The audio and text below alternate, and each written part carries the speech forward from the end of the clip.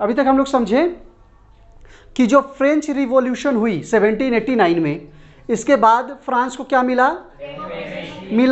Democracy मिला, मतलब democratic country हो गया। ठीक है, मतलब एक कॉन्स्टिट्यूशन बना, कई बार कॉन्स्टिट्यूशन बने। और इसके बाद एक देश के लिए क्या होना चाहिए? कॉमन आइडेंटिटी होना चाहिए। तो वहाँ के लोगों ने क्या डिसाइड किया कि कॉमन आइडेंटिटी का होना बहुत जरूरी है। ठीक है ना, तभी तो पहचान मिलेगा ना, अपना वर्ल्ड में एक पहचान बनेगा। तो कॉमन आइडेंटिटी के लिए सबसे पहले क्या था? कॉमन आइडेंटिटी के लिए सबसे पहले था, जैसे हम लोग यहाँ पे बोलते हैं ना, भारत माता। हमारा जो लैंड है, हमारा जो भूमि है, भारत का जो भूमि है, उसको हम लोग क्या बोलते हैं? भारत माता। ये क्या है? एक आइडेंटिटी है, कॉमन आइडेंटिटी। मतलब क्या? मतलब किसी भी कम्युनिटी का लोग हो, चाहे किसी भी हिस्से में रह रहा हो, वो उसके लिए ये जो जमीन है वो भारत माता है। ठीक, उसी तरह से फ्रांस में क्या हुआ? फादरलैंड। फ्रांस में क्या हुआ? फादरलैंड। ठीक है, पिता को उन लोगों ने एक क्या दिया? इंपॉर्टेंस ही दिया। ठीक, दूसरी बात क्या है? दूसरी बात है सिटीजनशिप। क्या है बेटा? नागरिकता। अब जैसे किसी भी कम्युनिटी का हो, हिंदू हो, मुस्लिम हो, सिख हो, ईसाई हो, लेकिन उसको नागरिकता कहाँ का मिलेगा? इंडिया का। वो क्या बोलेगा कि हम भारत के नागरिक हैं, चाहे वो किसी भी कम्युनिटी का हो, लेकिन वो उसको नागरिकता कहाँ का मिलेगा? इंडिया का, जिस देश में वो रह रहा है।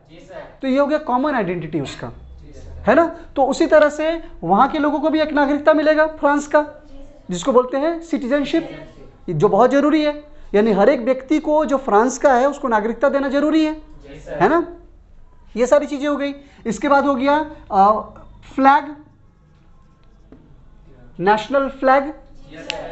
अब वो हमारे यहाँ बोले ना, किसी भी हिस्से का वो व्यक्ति हो, किसी भी कम्युनिटी का वो व्यक्ति हो, लेकिन अगर वो तिरंगा लेकर खड़ा है, इसका मतलब ही इज फ्रॉम इंडिया, वो शी इज फ्रॉम इंडिया, वो भारत से है। ये उसका आइडेंटिटी हो गया। ठीक है ना, कॉमन आइडेंटिटी जिसको बोलते हैं। बात समझ में आ रही है? इसके बाद वहां पर क्या हुआ था? वहां पर एक फॉर्म हुआ। पहले मीटिंग कैसे होता था? कहाँ होता था मीटिंग? बताओ। हाँ,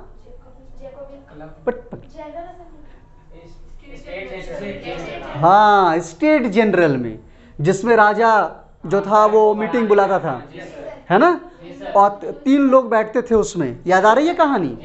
ठीक है, तो स्टेट जनरल में मीटिंग होती थी, लेकिन बाद में क्या हुआ? नेशनल असेंबली फॉर्म हुई। हुई कि नहीं हुई? नेशनल असेंबली फॉर्म हुई। और नेशनल असेंबली के बोलने का मतलब कि यहाँ क्या बनेगा? कॉन्स्टिट्यूशन बनेगा। कॉन्स्टिट्यूशन से रिलेटेड बातें होंगी, मीटिंग होगा, सबको ये नियम फॉलो करने पड़ेंगे। आज अगर आज की भाषा में बात करें तो हम लोग यहाँ पे संसद है, पार्लियामेंट, वही हुआ ना, पार्लियामेंट है जहाँ पर लॉज बनते हैं। तो ये सारी चीजें क्या है बेटा? ये सारे कॉमन आइडेंटिटी है।